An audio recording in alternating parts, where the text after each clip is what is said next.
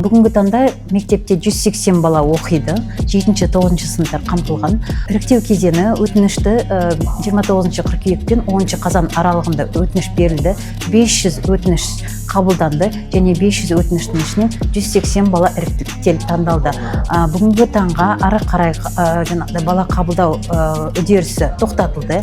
Өйткені біз резервтегі балаларды, егер кеткен жағдайда денсаулығына байланысты немесе ауысу тәртібімен ауысқан жағдайда балаларды резерв есебінен жоғарыға көтеріп, балалар қабылданады мектепке.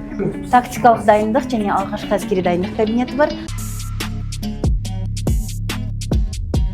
Мектеп 5 қабаттан тұрады.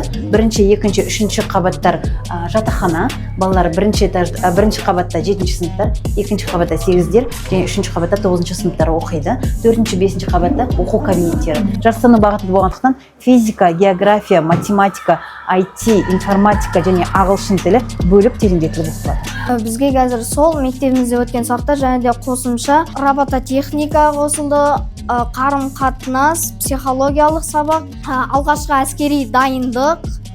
Мен алғашқы әскери дайындықта бірінші күнде біз шендерді үйрендік. Өзім білмейтін шендерді қоса үйрендім. Әскери жүріс қадамдарды, төбелесу әдістерін де жайлап үйреніп отырмыз.